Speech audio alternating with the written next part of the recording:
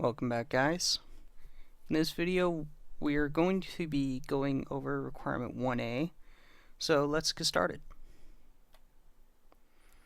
What is requirement 1A?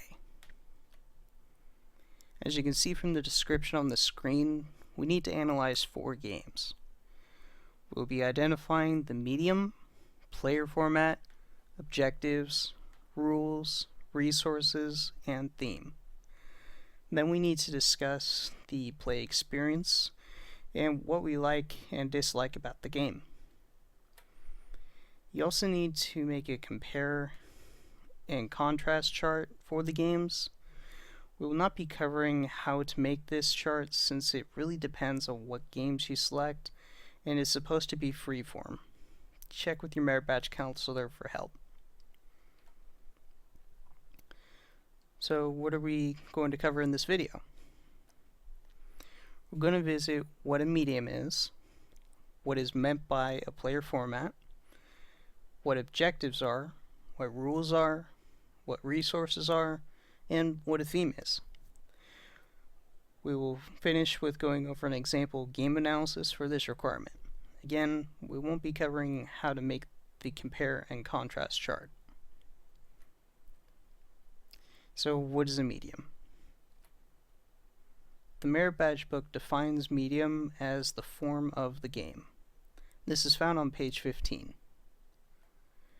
I did a Google search to see if we could expand on this and found another definition on study.com. They state a medium is the material that artists use to create their art, and whatever a piece of art is made out of is its medium. The URL where I found this definition is on the screen and will be in the video description as well. They also tell us that the plural of medium is media. So what that means to us is basically defining the genre of the game, or what kind of game the game is. So what are some kinds of media for games? We have physical games and sports, board games, tile games, dice games, card games, party games, games with miniatures, and text-based role-playing games. We also have electronic games, but there are several submedia. These include first-person shooters, or FPSs, third-person shooters, massive multiplayer online role-playing games, or MMORPGs, simulators, real-time strategy, or RTSs, turn-based strategy, and fighting. There are several other media, but I think you can get the picture that there's a lot of categories games can fall into. Okay, so we have media covered. What about player format? The merit badge book defines player format as the number, arrangement, and alignment of players in a game. This is found on page 25 in the book. The player format covers things like how many players does the game support? Is it an exact number of players needed or a range? Meaning, do you need 4 players to play, or is the game for 2 to 6 players? Also, is it a team game or are you on your own? If it's a team game, are the teams even, or can one team have more than the other team? We're going to break this into 2 major categories. Single player, like solitaire, and multiplayer. For multiplayer, we have some subcategories that are listed out in the book. Starting with head-to-head,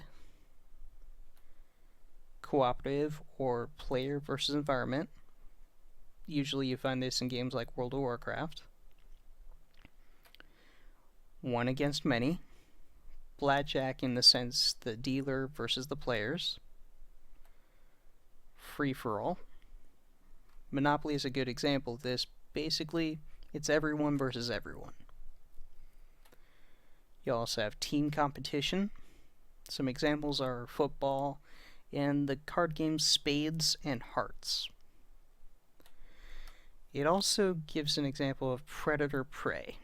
This player format is one where you attack the player to your left while defending against the person to your right. An example of the Predator-Prey format is the live-action game Assassin. You can find a Wikipedia entry about this game at the URL on the screen and a link in the video description. This is not a game that is recommended to play, but is mentioned as an example of this player format in the merit badge book. I also do not recommend using this as a format for your game. So how about objectives? The merit badge book gives a description saying what are players trying to do. Game objectives determine who won or whether a player has beaten the game or a portion of the game. This is found on page 27. It also states that objectives can vary in scale. It gives an example with the statement, complete the level or mission is an objective, but the bigger objective might be complete a series of levels or complete the storyline. This sums up to objectives being akin to goals. However, some objectives do not have an end until the player calls an end to the playing of the game. Goals usually have a definitive ending. So what are some objectives? We have score, capture or destroy, collection, solve, chase, race, or escape, spatial alignment. We also have build,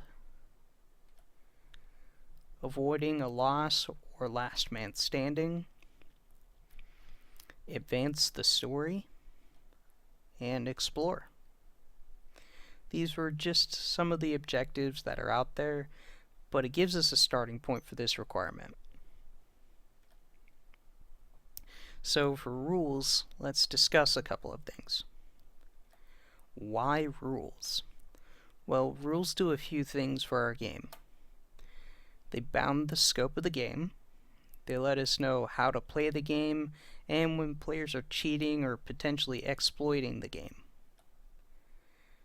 They keep gameplay as fair as possible. This helps level the playing field and brings the gameplay down to the player. They also define the victory conditions. The rules set forth when the game is finished and figuring out who is the winner.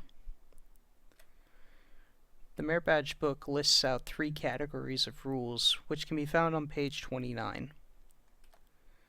There are setup rules, which involves things you do once at the beginning of the game, progression of play rules, entailing what happens during the game, and resolution rules, indicating the conditions that cause the game to end and how an outcome is determined based on the game state. In this section of the merit badge book, they also discuss 2 additional levels of rules. Mechanics, which are a collection of rules that combined to form a discrete chunk of gameplay. And systems, which are a collection of mechanics that make up the biggest chunks of the game.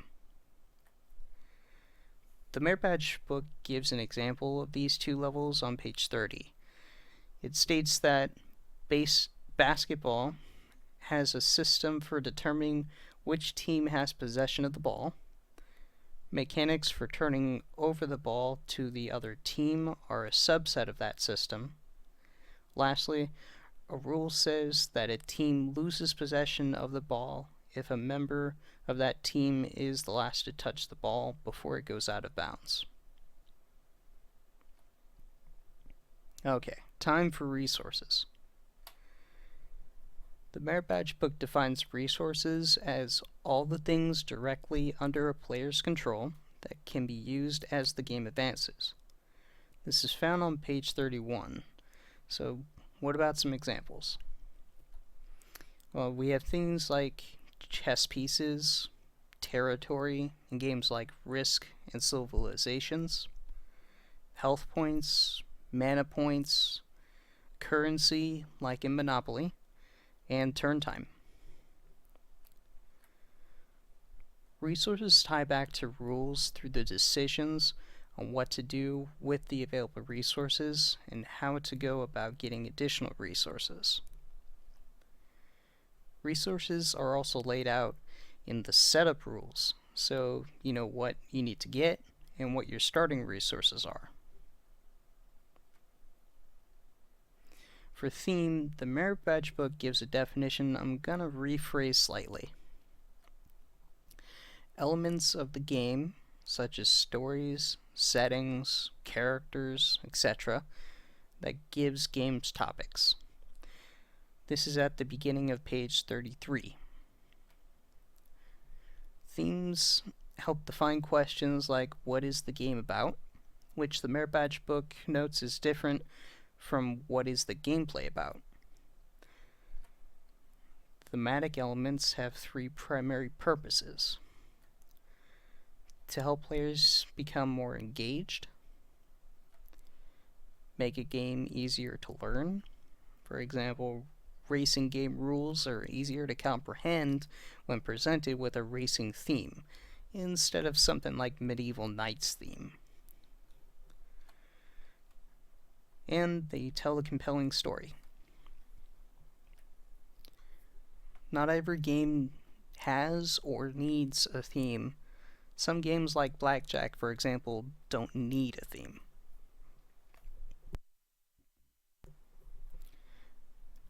Okay, now for our sample game analysis. Remember, this doesn't need to be complicated, but check with your Merit Badge counselor if they want to see more thoughts or detail in your answers. So our game is Blackjack, which has a medium of card game and a player format of multiplayer one against many. Some main objectives are to get as close to a score of 21 as possible without going over, and get a higher score than the dealer. A few of the rules are listed on the screen, so I won't read them all. These aren't all the rules, but the point of this exercise isn't to list out every possible rule of the game you're analyzing. Some games would need a full page or more to list out all the rules in detail.